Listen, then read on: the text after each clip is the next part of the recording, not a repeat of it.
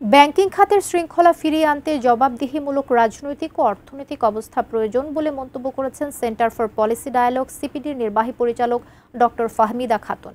এদিকে ঋণ খেলাপিদের কাছ থেকে দ্রুত টাকা আদায়ে ডাউন পেমেন্ট ৮ থেকে ১০% করার প্রস্তাব করেছেন debate for democracy chairman Hasan Ahmed Chowdhury Kiran. বিস্তারিত সাইমুম জান্নাত প্রভার রিপোর্টে। আর্থিক স্থিতিশীলতা বজায় রয়েছে, গ্রাহকদের মধ্যে আস্থা ফিরে পেয়েছে। রাজধানীর তেজগাঁও এফডিসিতে ব্যাংক একীভূতকরণে শৃঙ্খলা ফিরিয়ে আনার বিষয় নিয়ে ডিবেট ফর ডেমোক্রেসির এই ছায়া সংসদ বিতর্ক প্রতিযোগিতা। ব্যাংকিং খাতের শৃঙ্খলা ফিরিয়ে আনার জন্য প্রথমে যেটা দরকার, আপনাকে সুশাসন ফিরিয়ে আনতে হবে।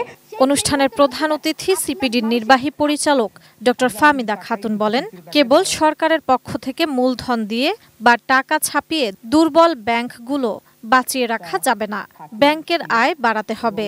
অর্থনীতি এবং রাজনীতি একে অপরকে প্রভাবিত করে, তাই রাজনৈতিক সরকার গঠনে জোর দেন তিনি। স্বাস্থ্যকর অল টাইম ফ্যামিলি কেক, সব সময় অল টাইম হেলদি লাইফ। দুর্বল শাসন ব্যবস্থার মধ্যে অর্থনৈতিক কর্মকাণ্ড পরিচালনা করা সম্ভব না, সেই জন্যই নির্বাচন খুব গুরুত্বপূর্ণ।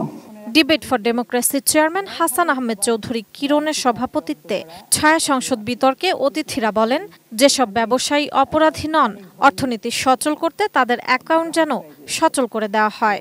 যারা আসলে অর্থনীতিতে উৎপাদন করছেন, উৎপাদনশীলতায় অবদান রাখছেন এবং কর্মসংস্থানে অবদান রাখছেন, এবং তাদের বিরুদ্ধে কোনো ধরনের gross violation of rules and regulation হয়নি, তাদের জন্য আসলে এরকম জব্দ করে রাখলে আমরা প্রকারান্তরে অর্থনীতিটাকে ক্ষতিগ্রস্ত করব।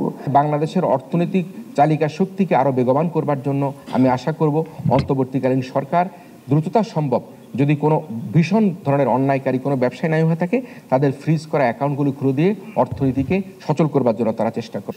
সভাপতির বক্তৃতায় হাসান আহমেদ চৌধুরী কিরণ বলেন, আওয়ামী লীগ সরকারের আমলের রাজনৈতিক বিবেচনায় দেওয়া ব্যাংকগুলোর মালিকদের উদ্দেশ্যই ছিল অর্থ আত্মসাৎ করে বিদেশে পাচার করা। যে অর্থনৈতিক মাফিয়া চক্র দেশের ব্যাংকিং খাতকে ক্ষতিগ্রস্ত করেছে, তাদের শাস্তির দাবি তার। কিছু কিছু সেখানকার উচ্চপদস্থ কর্মকর্তারা তারা আর্থিক খাতের মাফিয়াদেরকে বেআইনিভাবে প্রশ্রয় দিয়ে, আশ্রয় দিয়ে, তাদেরকে বিনা মর্গেজে বা যে মর্গেজের কোনো ভ্যালুয়েশন নাই, সেই মর্গেজে অর্থ প্রদানের সহযোগিতা প্রদান করে বাংলাদেশ থেকে অর্থ প্রদানের সুযোগ করে দিয়েছে, যেটা ছিল আমাদের জন্য অত্যন্ত দুঃখজনক। ছায়া সংসদ বিতর্ক প্রতিযোগিতায় সরকারি দল সাউথ ইস্ট ইউনিভার্সিটিকে হারিয়ে বিরোধী দল ঢাকা সরকারি টিচার্স ট্রেনিং কলেজ জয়লাভ করে। সাইমুম জান্নাত প্রভা, এটিএন নিউজ, ঢাকা।